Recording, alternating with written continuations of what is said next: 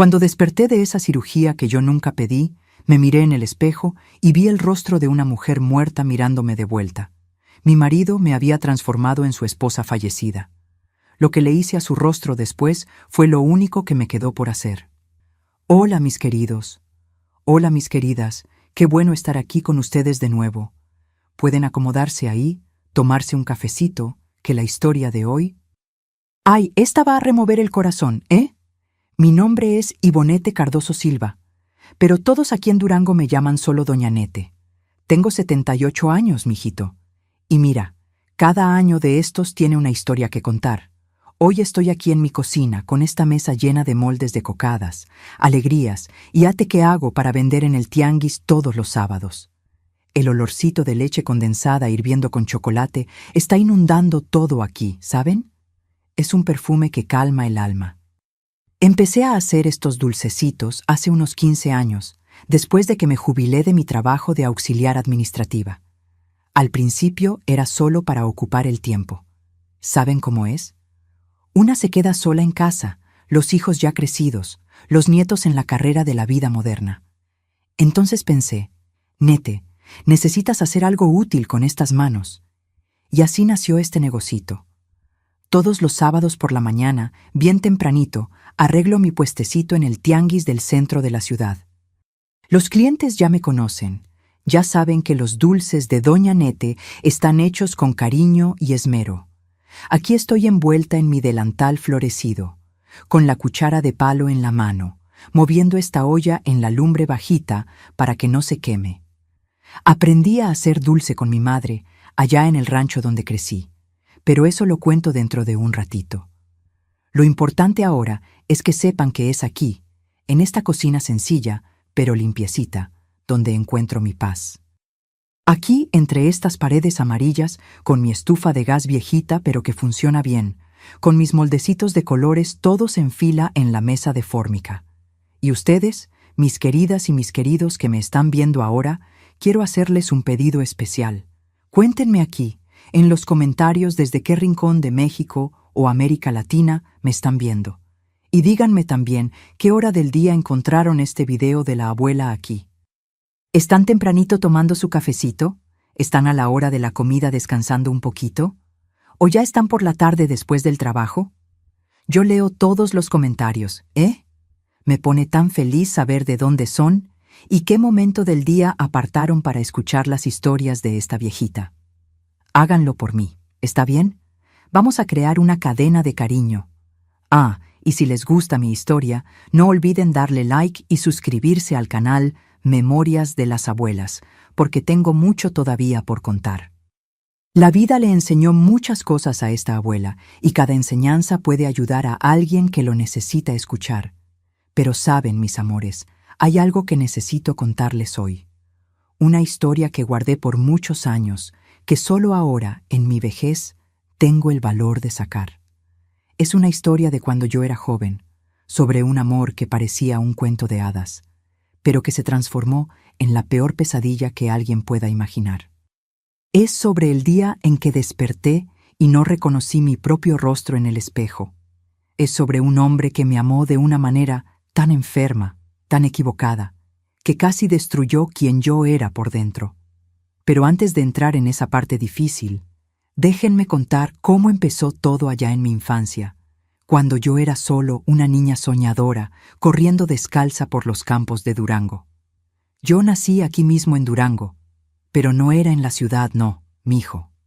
Era en un rancho bien alejado, unos 20 kilómetros del centro, en una casita de adobe que mi papá construyó con sus propias manos. Mi papá se llamaba Olivio Cardoso, un hombre fuerte, de manos callosas, que trabajaba de sol a sol en la siembra de maíz y frijol.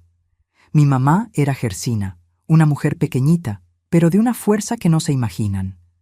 Ella cuidaba la casa, los hijos, el huerto, las gallinas, hacía queso, hacía tortillas, hacía todo lo que una familia de 7 necesitaba. Así es. Éramos 7 hijos. Yo era la tercera, justo en medio de la camada. Los mayores eran mis hermanos Arlindo y Teresita. Después de mí vinieron Dair, Nadir, Zenaida y el más chiquito, Baldomiro. La casa era pequeña, tenía solo 3 cuartos. Entonces nosotras las niñas dormíamos todas en un solo cuarto, en 2 camas de hierro que rechinaban toda la noche si alguien se movía. Los niños estaban en otro cuarto y mis papás en el tercero.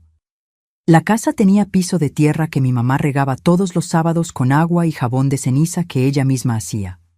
El olorcito de ese jabón casero mezclado con el agua caliente, ¡ay Dios mío!, era un perfume de limpieza que nunca más sentí igual.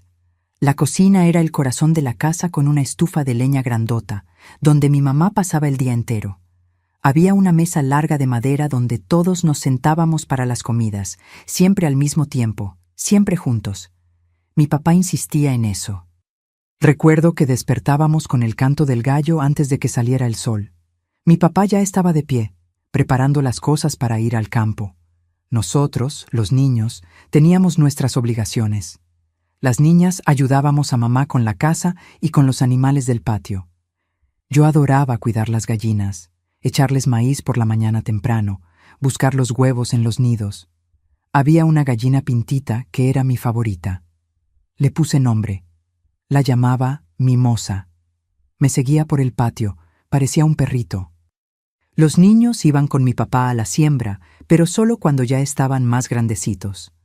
Arlindo empezó a trabajar en el campo como a los 10 años.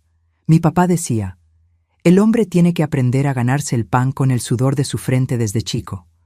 Pero con las niñas era más protector. No quería que agarráramos mucho sol o hiciéramos trabajo pesado. Las niñas tienen que estudiar, tienen que ser diferentes, decía. Ah, la escuela.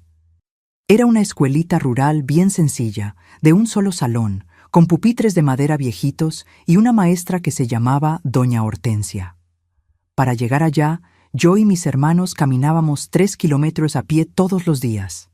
En el invierno, cuando hacía ese frío de esos de la sierra, íbamos envueltos en zarapes de lana que mi mamá tejía. En el verano íbamos en guaraches, con el sol quemando en la cabeza, pero era bonito, ¿saben? Íbamos platicando, jugando por el camino, agarrando guayabas del árbol cuando había, parando a ver pajaritos. Me gustaba mucho estudiar. Era buena alumna. La maestra siempre elogiaba mi letra bonita y mi lectura. Yo soñaba con seguir estudiando, hacer la secundaria en la ciudad, quién sabe hasta ser maestra algún día. Mi mamá apoyaba ese sueño. Decía, Nete, tú eres inteligente, no te vas a quedar solo en el rancho como yo me quedé. Pero era difícil, ¿no? Familia grande, dinero corto, y en esa época no era común que las niñas del campo estudiaran mucho. Las tardes de domingo eran las mejores. Después de la comida, que siempre era especial, mi papá mataba una gallina. Mi mamá hacía arroz rojo o un guisado bien condimentado. Teníamos tiempo libre. Mis hermanas y yo jugábamos con muñecas de trapo que mi mamá cosía para nosotras. Jugábamos a la casita debajo del árbol de higos grande que había en el patio. Los niños jugaban pelota con una bola de calcetines en un campito que ellos mismos hicieron, o volaban papalotes cuando había viento. También había las fiestas de la comunidad. Todos los meses había baile en el corral de don Juvenal, un vecino que vivía como a 2 kilómetros de ahí. Iba todo mundo, las familias enteras. Había acordeón, guitarra y los adultos bailaban norteñas, polcas, corridos. Nosotros los chamacos andábamos corriendo de un lado para otro, jugando a las traes, comiendo quesadillas y tomando agua de Jamaica. Mi mamá hacía conchas rellenas para llevar y todo el mundo las elogiaba. Era conocida en la región por sus dulces. De ella heredé esta mano buena para la cocina. Mi papá era un hombre serio, trabajador, pero cariñoso a su manera. No era de mucha plática, ni de abrazos, pero demostraba su amor cuidándonos, trayendo comida a casa, regañando cuando era necesario, pero siempre con justicia. Mi mamá era lo contrario, era puro afecto. Cantaba mientras trabajaba, siempre tenía una sonrisa en el rostro, incluso cuando estaba cansada. Por las noches, antes de dormir, venía a darnos las buenas noches a cada uno, hacer una oración, darnos un beso en la frente. Tenía como 8 años cuando recibí mi primer vestido nuevo, hecho especialmente para mí. Antes de eso, solo usaba ropa que era de Teresita y me quedaba grande. Pero ese año, mi mamá consiguió comprar una tela florecida azul en la ciudad y cosió un vestido solo para mí. Me sentía la niña más bonita del mundo con ese vestido. Lo usé para ir a misa de Pascua en la capilla de la comunidad y recuerdo que caminaba toda derechita con miedo de ensuciarlo. Cuando tenía como 10 años, empezó a venir una camioneta de vez en cuando al rancho, trayendo provisiones que mi papá compraba en la ciudad. El chofer era un señor llamado Don Ignacio, y siempre traía periódico viejo para nosotros. Yo adoraba leer esos periódicos, aunque fueran noticias viejas. Veía las fotos de las muchachas bonitas, leía sobre la ciudad grande, sobre la Ciudad de México, sobre Guadalajara. Me imaginaba cómo sería vivir en una ciudad grande, tener luz eléctrica, agua corriente, todas esas cosas modernas de las que solo oíamos hablar. Pero la vida en el rancho era buena, era simple, pero era honesta. No teníamos lujos, pero teníamos comida en la mesa todos los días, teníamos familia unida, teníamos salud.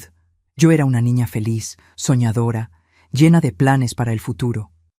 Adoraba sentarme debajo de ese árbol de higos en las tardes de verano con un libro que la maestra me prestaba, leyendo historias de lugares lejanos. Así pasé toda mi infancia, entre los estudios, las tareas de casa, los juegos con mis hermanos, los domingos de fiesta.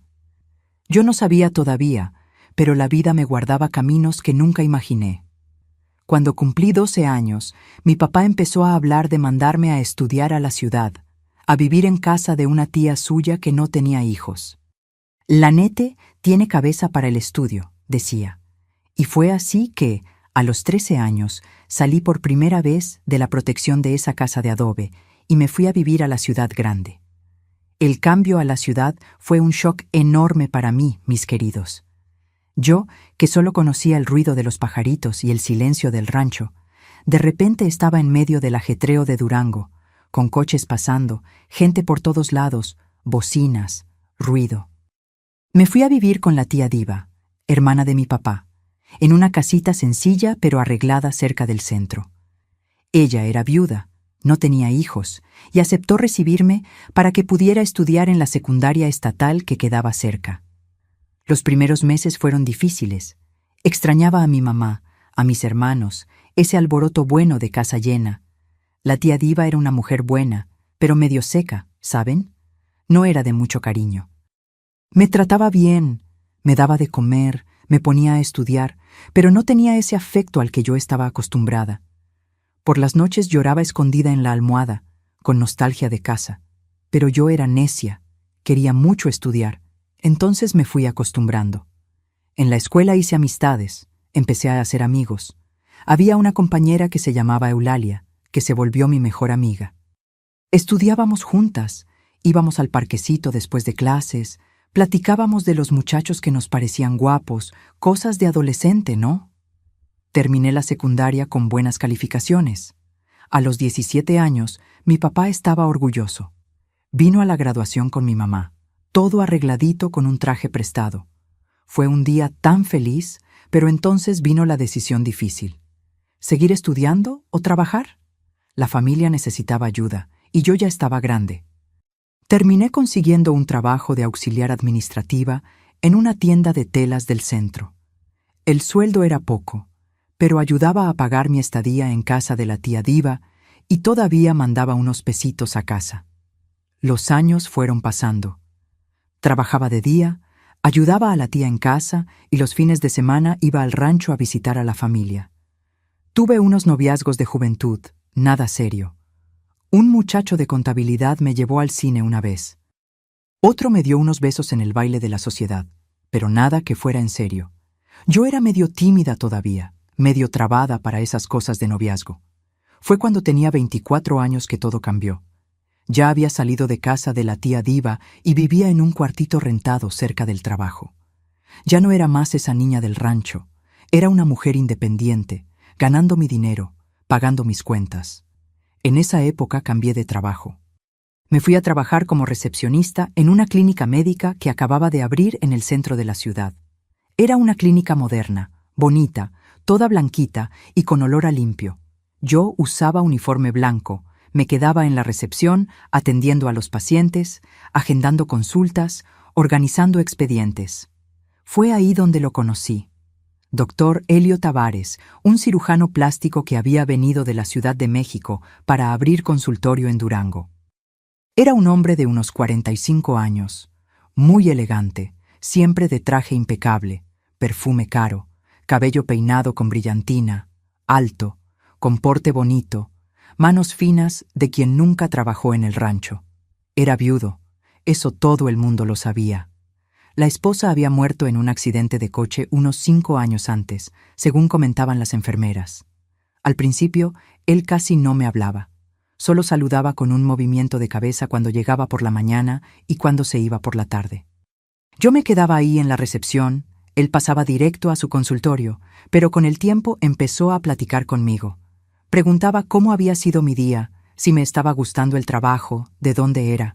Yo respondía educada, pero sin mucha confianza, ¿no? Después de todo, él era el doctor, el patrón, y yo solo la recepcionista. Un día me llamó a su consultorio, después de que todos se habían ido. Mi corazón latía fuerte. Pensé que había hecho algo malo, pero él solo quería platicar. Preguntó sobre mi familia, sobre mi vida. Le conté del rancho, de mis papás, de mis hermanos. Él escuchaba con atención, con esos ojos claros fijos en mí. Al final dijo: «Eres una mujer muy especial, Ivonete. Tienes una pureza que ya no se ve hoy en día». Después de eso, las pláticas se hicieron más frecuentes. Empezó a invitarme a tomar un café después del trabajo. Me llevaba a restaurantes elegantes donde yo nunca había pisado en mi vida. Yo me sentía sin gracia. No sabía qué cubierto usar, qué vaso era para qué bebida, pero él era paciente, enseñaba todo con amabilidad. «Tienes clase natural», decía. «Solo necesitas un poquito de pulir». En 3 meses me pidió ser su novia oficialmente. Yo no sabía qué responder. Él era mucho mayor, mucho más rico, de otro mundo completamente. Pero era amable, cariñoso, me trataba como una princesa. Y yo, bueno, me estaba empezando a enamorar. Me daba regalos caros, me llevaba a lugares bonitos, me hacía sentir especial. Por primera vez en la vida, me sentí importante para alguien que no era mi familia. Le avisé a mis papás. Mi papá desconfió. «Ese hombre es muy viejo para ti, Nete, y muy rico.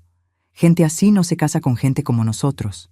Pero mi mamá, pobrecita, lo vio bonito. «Si te trata bien, hija, y tú lo quieres, entonces está bien». El noviazgo duró 6 meses, y fue en ese periodo que empezaron las cosas extrañas. Pero yo estaba tan encantada que no vi el peligro. Empezó a regalarme ropa, vestidos bonitos, caros, pero anticuados, modelos que ya nadie usaba, tipo de los años 40, 50. Me parecía raro, pero él decía: «Es un estilo clásico, elegante, la moda moderna es vulgar». Yo me los ponía para complacerlo. Después empezó con el cabello. Yo siempre fui morena, cabello castaño oscuro, lacio. Él miraba mi cabello y suspiraba. Un día dijo: «¿Ya pensaste en pintártelo de rubio? Creo que te quedaría hermoso». Yo reí. Dije que no era mi estilo, pero él insistía. Todo el tiempo tocaba el tema. Solo para probar, amor, para mí.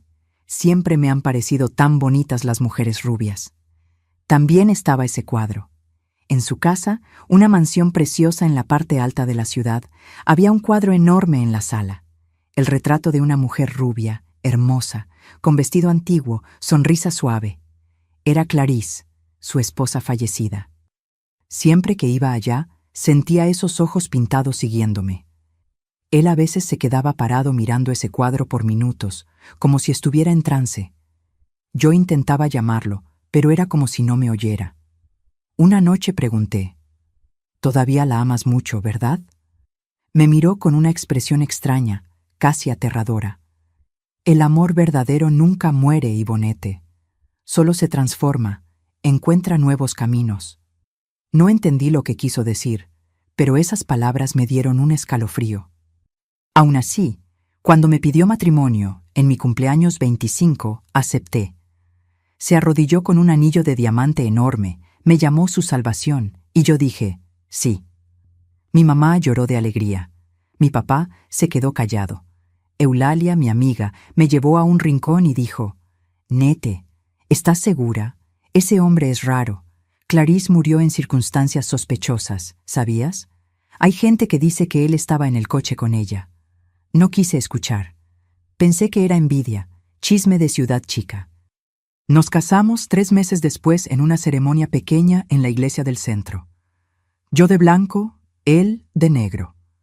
Cuando me puse el vestido de novia que él mandó hacer a la medida, noté que era demasiado antiguo, lleno de encajes, mangas largas, cuello alto. Parecía vestido de otra época, pero todos me felicitaron.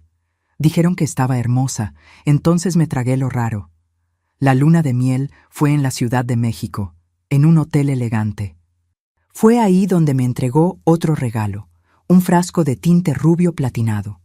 Ahora que eres mi esposa, dijo con esa sonrisa que ya no parecía tan amable, quiero que te pongas aún más bonita. Píntate el cabello para mí, mi amor. Vas a quedar perfecta. Dudé, pero él insistió tanto, con tanto cariño, que terminé cediendo. Pasé la noche en el baño del hotel aplicando ese tinte.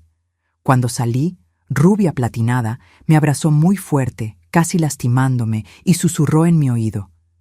Tienes su alma, Ivonete. Solo necesitabas algunos ajustes para ser perfecta. No entendí. Pregunté qué quiso decir.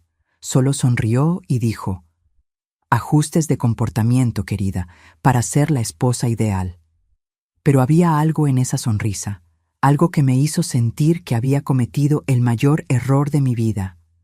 Los primeros meses de casada fueron como vivir un sueño que poco a poco se va transformando en pesadilla, pero tan despacio que no te das cuenta cuándo empezaste a tener miedo. Yo vivía ahora en esa mansión enorme, llena de habitaciones silenciosas y muebles antiguos.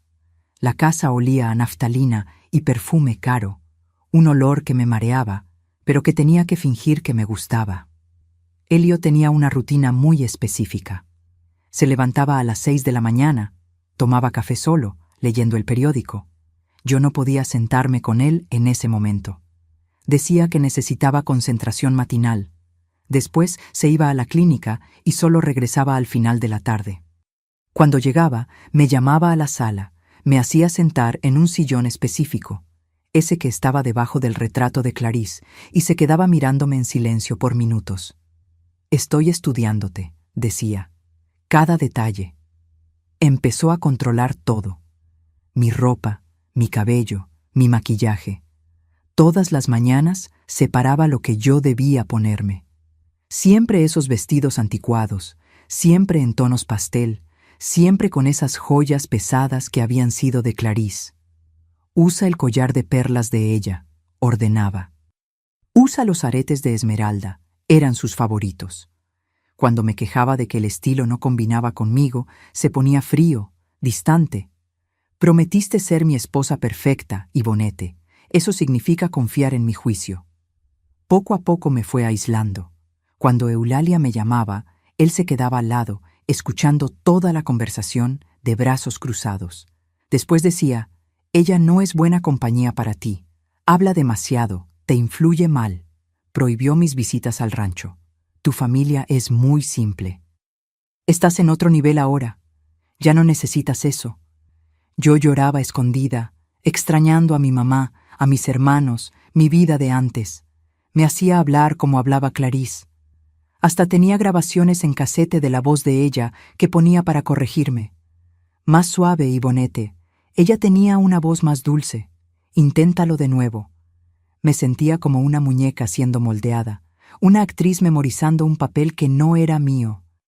Por las noches me contaba historias de Clarisse, cómo se conocieron, los lugares que frecuentaban, las cosas que a ella le gustaban. Ella amaba las rosas blancas, decía, y al día siguiente llenaba la casa de rosas blancas, aunque yo era alérgica y estornudaba todo el día.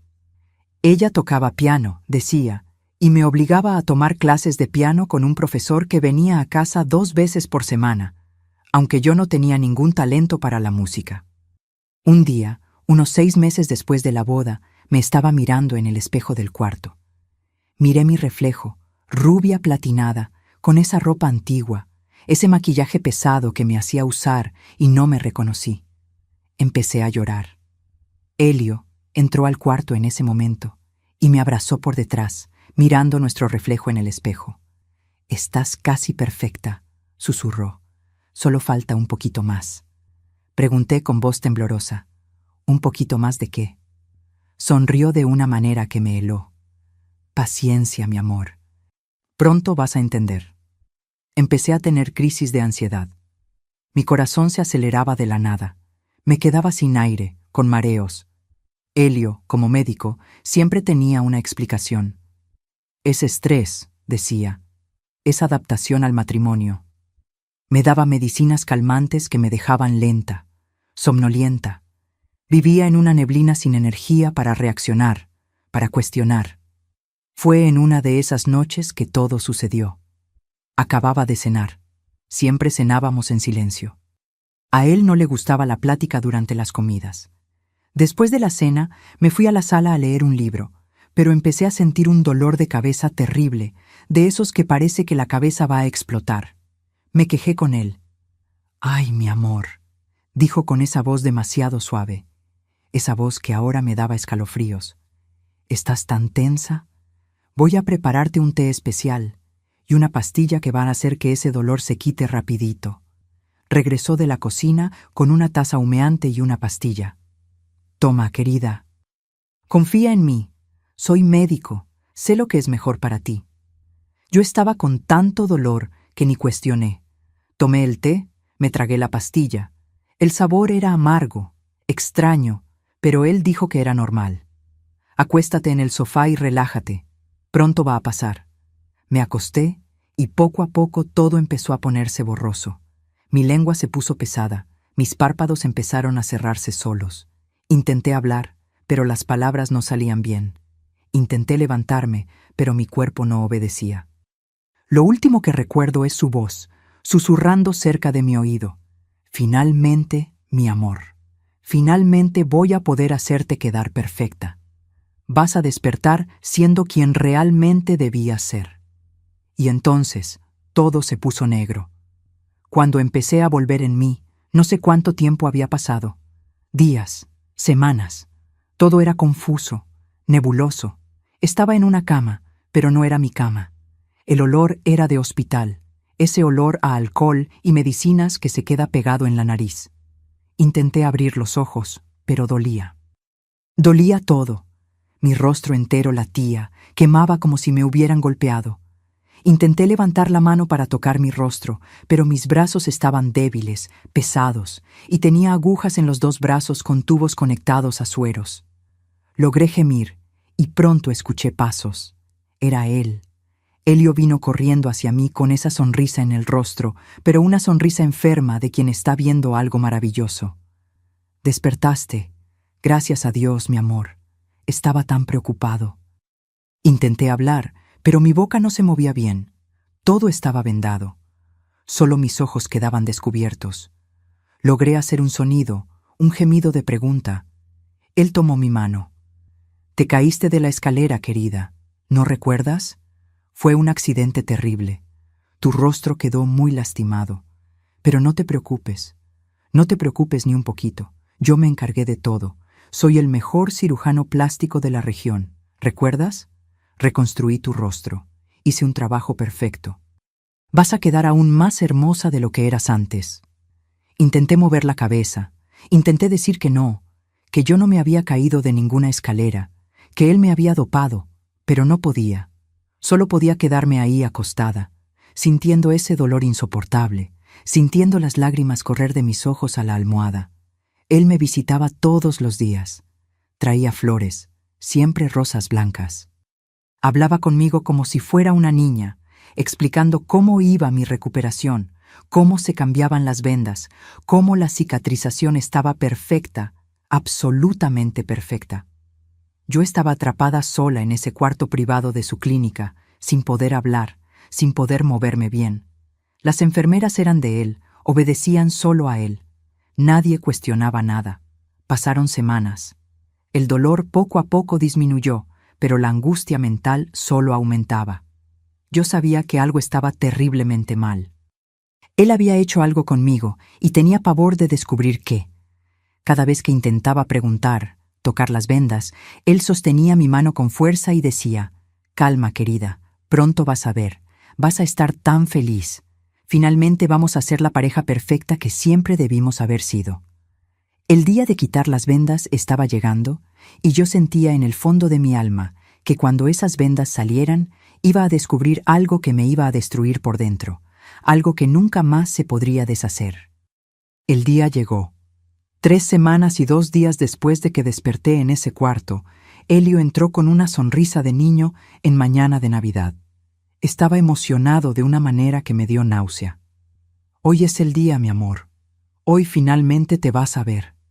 Vas a ver el regalo que te di». Yo estaba sentada en la silla al lado de la cama, usando una bata blanca de hospital que me quedaba demasiado grande. Mi cuerpo había adelgazado en esas semanas. Casi no comía, no tenía hambre, solo ese nudo en la garganta constante.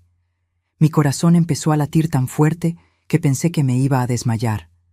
Él se acercó con las tijeras quirúrgicas y empezó a cortar las vendas. Despacio, con cuidado, como quien abre un regalo valioso. Con cada capa que salía, sentía el aire frío tocar mi piel por primera vez en semanas. La piel estaba sensible, tirante, extraña. Cuando cayó la última venda, él dio un paso atrás para verme mejor.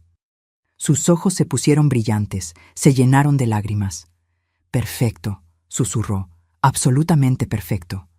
Levanté la mano despacio y toqué mi rostro. La textura estaba diferente, la forma estaba diferente, todo estaba diferente.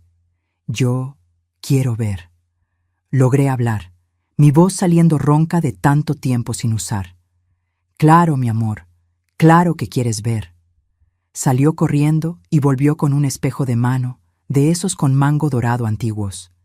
El mismo espejo que estaba en el tocador de Clarice.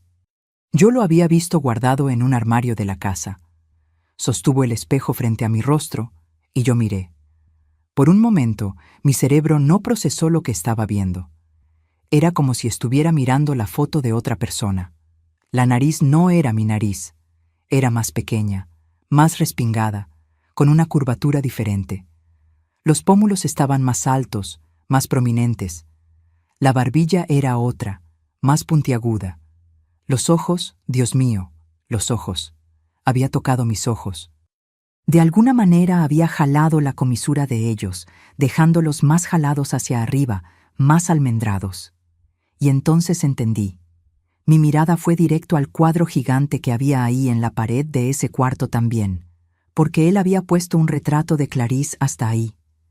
Miré al cuadro, miré al espejo. Cuadro, espejo. Clarice, yo. Clarice, yo. El mismo rostro. Exactamente el mismo rostro. El grito que salió de mí fue de un lugar que no conocía dentro de mí. Un grito de animal herido, de desesperación pura. Tiré el espejo al piso, donde se hizo 1000 pedazos, y me llevé las manos al rostro, arañando, intentando arrancar esa piel que no era mía, ese rostro que no era mío. «No, no, ¿qué me hiciste? ¿Qué me hiciste?».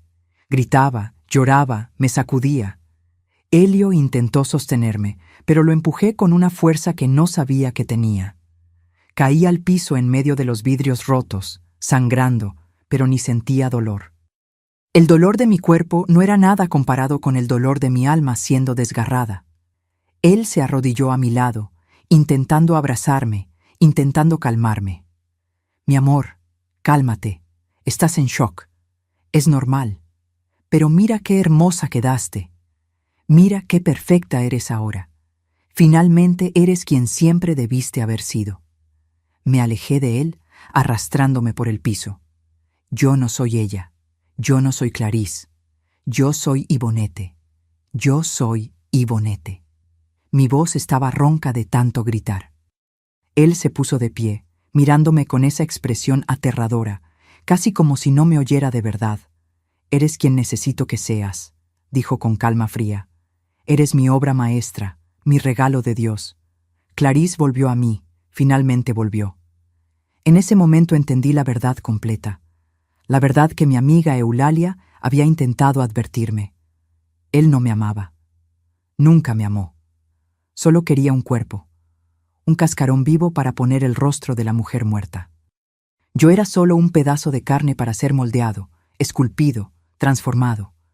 No era una persona para él, era un proyecto, una muñeca de carne y hueso. Las enfermeras vinieron corriendo con el ruido. Elio ordenó que me sujetaran, que me dieran un sedante. Está en crisis posquirúrgica, explicó con esa voz profesional. Es normal, va a pasar. Me sujetaron mientras él aplicaba la inyección. Intenté luchar, pero estaba muy débil. Sentí el líquido quemando en mi vena, y poco a poco todo se fue poniendo lento, pesado, distante. Antes de desmayarme, miré sus ojos una última vez y vi que no había ninguna chispa de humanidad ahí, solo obsesión, solo locura. Cuando desperté de nuevo, estaba de vuelta en la mansión, en nuestra cama. No sé cuánto tiempo había pasado. Podían ser horas, podían ser días. Estaba usando uno de los vestidos de Clarisse. El cabello estaba peinado igual al de ella en la foto. Hasta el maquillaje estaba igual. Él me había arreglado mientras dormía, como si fuera una muñeca. Me levanté despacio y fui al baño. Me miré en el espejo de nuevo, esta vez con más calma, dejando que la realidad entrara. Ese era mi rostro ahora, para siempre. Él había robado mi identidad, había borrado quien yo era. Ivonette, la niña del rancho, la hija de Olivio y Gersina, había desaparecido. En su lugar había una copia de una muerta. Me senté en el piso frío del baño y lloré. Lloré hasta no tener más lágrimas. Lloré por mi vida perdida, por mi familia que ya no veía, por mi libertad que había sido robada. Lloré por la ingenuidad de haber creído en un hombre que solo veía en mí un objeto a ser transformado. Pero entonces, en medio de ese llanto, algo cambió dentro de mí. La tristeza empezó a convertirse en rabia, una rabia fría, calculada, peligrosa. Él me había transformado en algo que yo no era. Muy bien. Entonces iba a usar esa transformación contra él. Él quería una Clarisse. Entonces iba a tener una Clarisse, pero no la Clarisse dulce y sumisa que él recordaba. Iba a tener una Clarisse vengativa, una Clarisse que lo iba a hacer pagar por cada segundo de sufrimiento que me causó. Sequé las lágrimas, miré mi reflejo, ese rostro extraño, esos ojos que no eran míos, e hice una promesa a la niña del rancho que todavía vivía en algún lugar ahí dentro. Voy a sacarnos de aquí. Voy a hacer justicia. Él va a pagar. Me levanté, arreglé el cabello, retoqué el maquillaje. Cuando salí del baño, Elio estaba en el cuarto esperándome. «Estás mejor, mi amor». Forcé una sonrisa dulce, suave, la sonrisa de Clarisse. «Estoy, querido. Perdón por la crisis. Tienes razón. Solo estaba en shock, pero ahora entiendo. Ahora veo el regalo que me diste». Sus ojos brillaron de felicidad enferma. Me abrazó fuerte. Sabía que ibas a entender. Lo sabía. Devolví el abrazo, pero por dentro estaba planeando cada detalle de mi venganza. Él había creado un monstruo y ese monstruo lo iba a destruir. Los meses siguientes fueron los más difíciles de mi vida, mis queridos, pero también fueron los que me enseñaron que somos más fuertes de lo que imaginamos cuando ya no tenemos nada que perder. Fingí tan bien que merecía un premio de actriz. Todos los días me despertaba y me ponía la máscara. No solo la máscara del rostro que él me había dado, sino la máscara de la esposa perfecta, de la Clarisse resucitada que él tanto quería. Empecé a estudiar todo sobre Clarisse. Le pedía que me contara historias de ella. Miraba los álbumes de fotos antiguas. Leía el diario de ella que él guardaba en un cajón con llave. Encontré la llave escondida. Aprendí cada detalle de la vida de ella, cada hábito, cada preferencia. Cuando él llegaba a casa, yo estaba sentada tocando piano, aunque me dolieran los dedos de tanto practicar. Sonreía como ella sonreía en las fotos.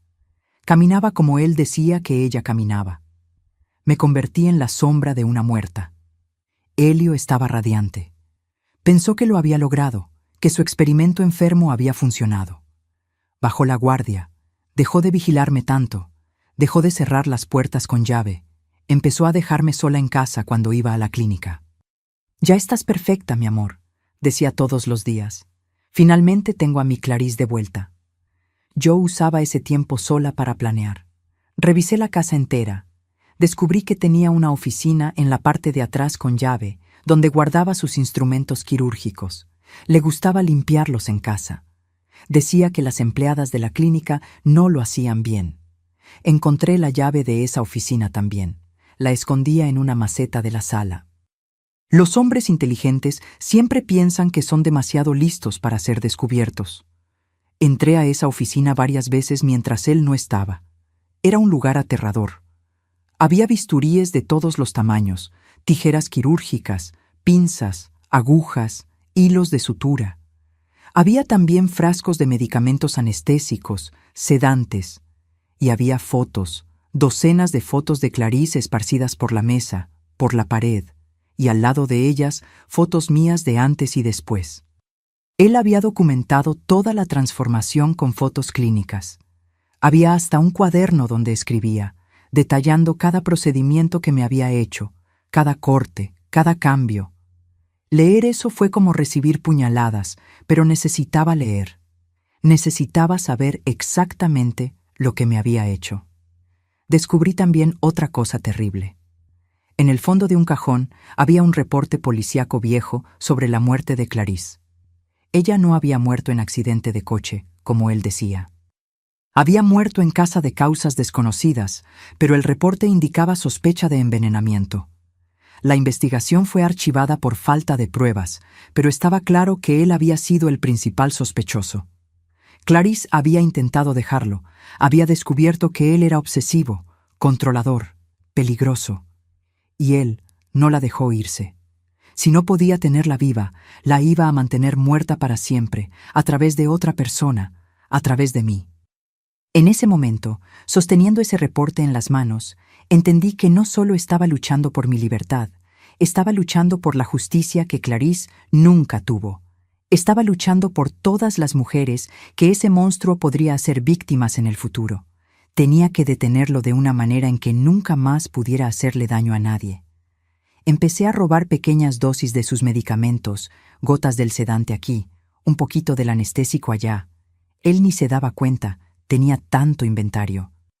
Guardaba todo escondido en mi cajón de ropa interior, en el fondo enrollado en un pañuelo.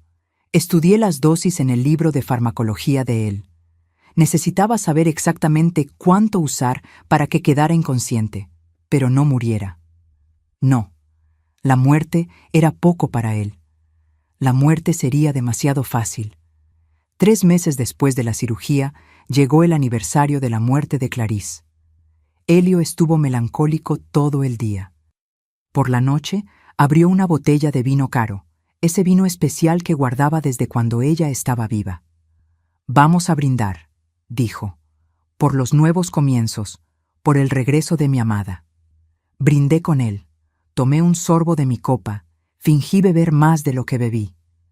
Él, sin embargo, bebió de verdad, copa tras copa. Mientras más bebía, más hablaba. Contaba cómo había planeado mi transformación desde el primer día que me vio. «Cuando entraste a esa clínica, lo supe de inmediato», confesó borracho. «Tenías la estructura ósea perfecta, la estatura correcta, la edad correcta. Era como si Dios te hubiera enviado a mí. Solo necesitaba ajustar los detalles». Escuchar eso me dio náusea, pero mantuve la sonrisa. «Eres un genio», dije pasando la mano por su cabello. «Un artista». Sonrió orgulloso. Bebió más. Cuando empezó a hablar arrastrando las palabras, sugerí: «Vamos a tu oficina, puedes mostrarme tus instrumentos, explicarme cómo hiciste cada parte del procedimiento». Sus ojos brillaron. Le encantaba hablar de su trabajo. Fuimos a la oficina. Se sentó en el sillón grande de cuero y empezó a explicarme, tomando cada instrumento, cada bisturí, demostrando en el aire cómo había cortado, cómo había cosido. Estaba tan entretenido, tan borracho, tan confiado, que ni notó cuando me posicioné detrás de él. Tomé su copa, que estaba por la mitad, y mientras él gesticulaba animado, vertí ahí el contenido de las ampollas que había juntado durante meses. Revolví discretamente con el dedo. «Otro brindis», dije, entregándole la copa de vuelta, «por el mejor cirujano del mundo». Bebió todo de un trago. Algunos minutos después empezó a parpadear despacio. Me estoy sintiendo raro». Su cabeza se inclinó hacia adelante, los brazos se pusieron flojos. Estaba inconsciente, no muerto. Había calculado bien, pero profundamente sedado. No iba a despertar en las próximas 8 horas. Respiré profundo. Era ahora. Ya no había vuelta atrás.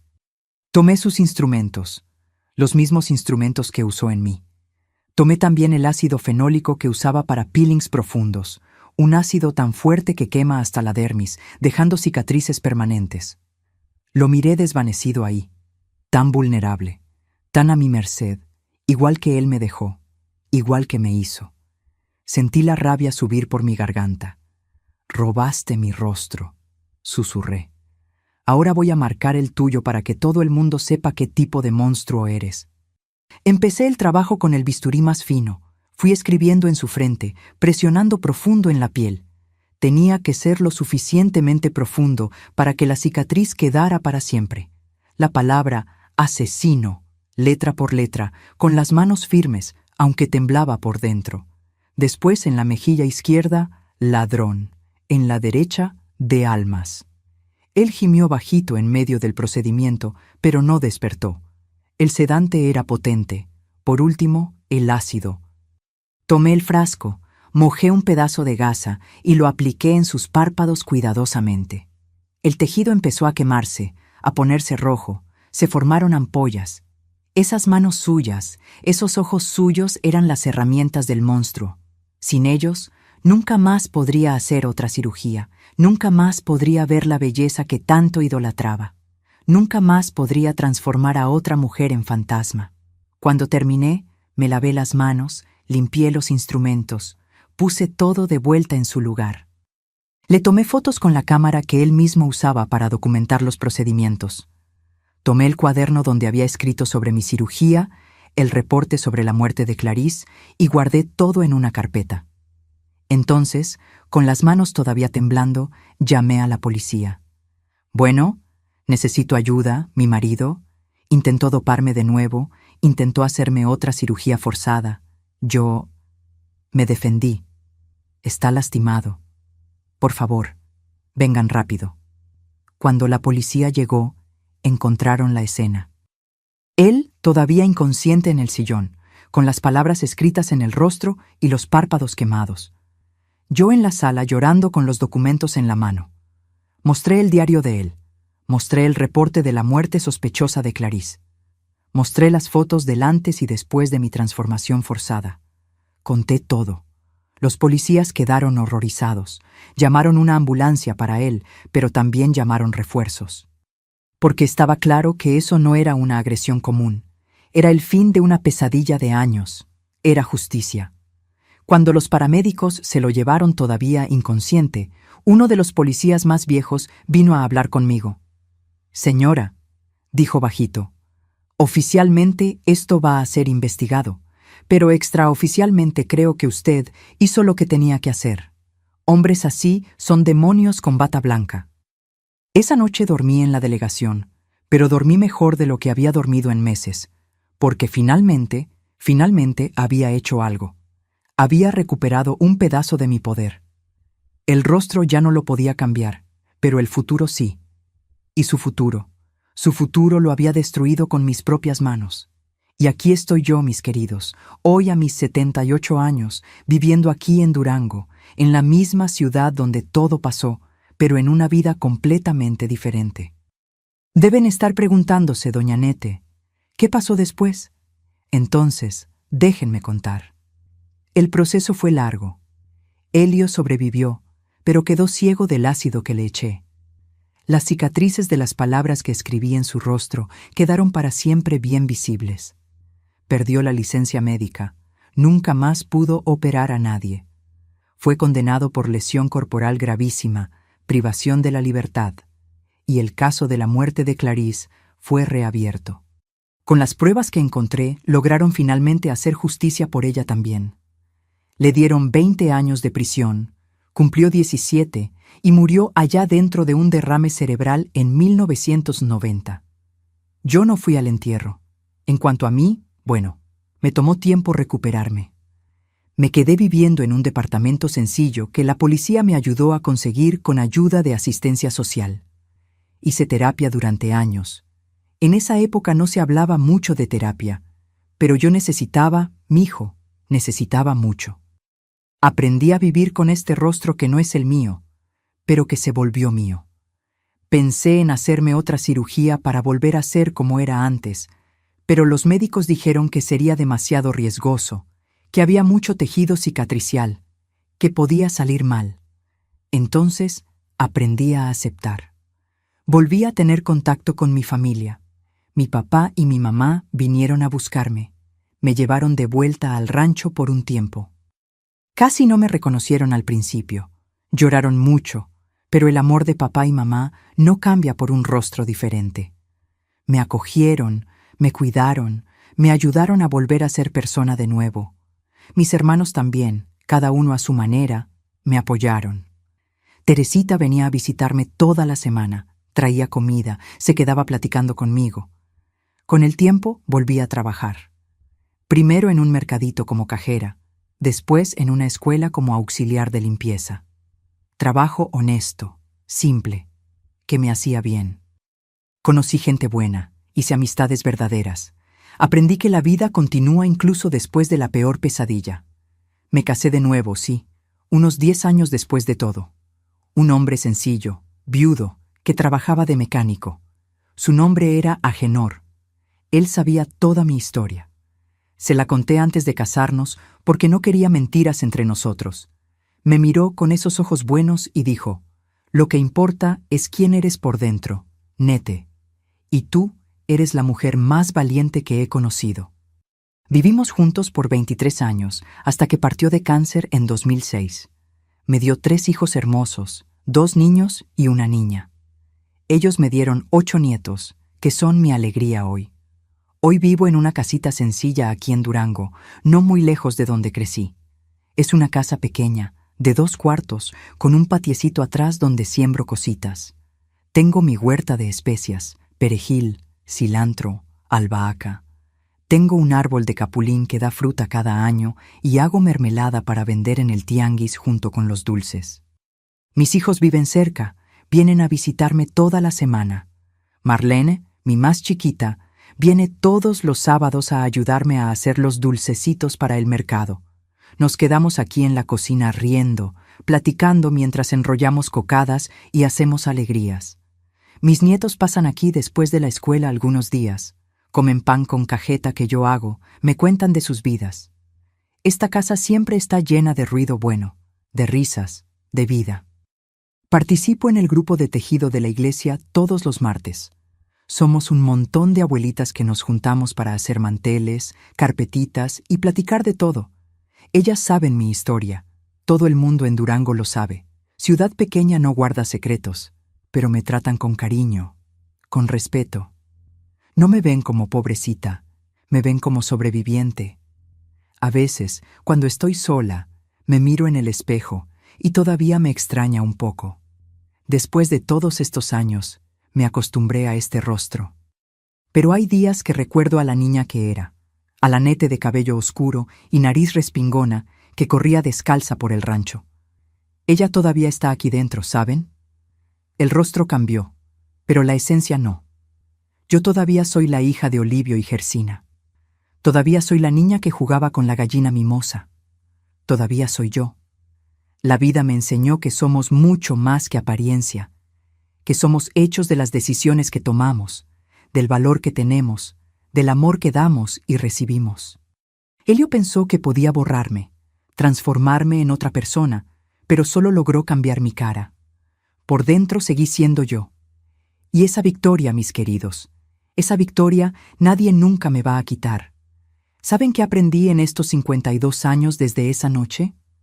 Que el mayor peligro no viene de quien te golpea, viene de quien te borra, de quien va quitando pedacitos de ti día tras día, hasta que no queda nada de la persona que eras. Y ni te das cuenta cuándo empezó, porque viene disfrazado de cuidado, de protección, de amor. Hay gente que piensa que solo es violencia cuando deja la marca morada en el cuerpo, pero las marcas más profundas son las que nadie ve. Son aquellas que quedan en el alma cuando alguien te convence de que no eres suficiente, cuando te hace cortar lazos con quien te ama de verdad, cuando te transforma en una versión de otra persona, porque tú, como eres, no sirves. Yo era una niña del rancho que soñaba con estudiar. Me convertí en una muñeca viva, representando a una muerta. Y lo peor, lo permití, acepté los vestidos anticuados, pinté el cabello, fingí ser quien no era, porque confundí obsesión con pasión, confundí control con protección, confundí prisión con hogar. Hoy, cuando me miro en el espejo y veo este rostro que no nació conmigo, pienso, ¿valió la pena sobrevivir?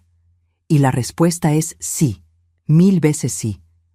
Porque cada arruga que gané después, cada cana, cada marca del tiempo, esas son mías. Son de la vida que elegí vivir, no de la vida que él quiso que viviera. Ustedes que me están escuchando ahora, pongan atención. Nadie que te ama de verdad va a querer cambiarte. Mejorar juntos, crecer juntos, apoyarse el uno al otro, eso es pareja. Pero moldearte como si fueras masa de pan, borrar tu esencia, aislarte de todo el mundo, eso es enfermedad, eso es peligro. Y no importa cuánto tiempo ya invertiste en esa relación, no importa cuántas excusas ya inventaste para explicar el comportamiento de él o ella, no importa si toda la familia ya sabe, si la casa ya está comprada, si todo el mundo piensa que son la pareja perfecta. Si ya no eres tú, sal ahora. Busca a tu mamá, a tu papá, a tu hermano, a tu amiga, esa que abandonaste porque a él no le caía bien. Llama, manda mensaje, toca la puerta. Las personas que te aman de verdad te van a recibir de vuelta siempre. Y para quien está viendo desde afuera a alguien cambiando, desapareciendo, borrándose, no te quedes callado. Fue Eulalia quien intentó advertirme. Yo no escuché, pero ella intentó. Sé esa persona, intenta, porque a veces una palabra de alerta puede salvar una vida. Hoy hago mis dulcecitos, cuido a mis nietos, bordo mis paños de cocina en el grupo de la iglesia. Es una vida sencilla, humilde, pero es mi vida, y eso no tiene precio. Ahora escucha bien lo que te voy a pedir. Si te identificaste con alguien en esta historia, seas tú misma o alguien cercano, no dejes que este video se pierda aquí. Suscríbete al canal Memorias de las Abuelas ahora mismo, dale like, porque estas historias necesitan llegar lejos. Necesitan llegar a esa mujer que piensa que está loca, a ese hombre que está siendo aislado y controlado también, porque sucede, a esa mamá que está viendo a su hija desaparecer poco a poco. Y deja en los comentarios solo 2 palabras para que sepa que entendiste el mensaje. Yo existo. Escribe ahí. Yo existo. Porque eso es lo que intentan quitarnos, la certeza de que existimos, de que importamos, de que merecemos ser quienes somos. Entonces, ve ahora, suscríbete, comparte, comenta y principalmente, cuídate, valórate, protégete, porque tú existes y el mundo te necesita completo, no una copia de nadie más.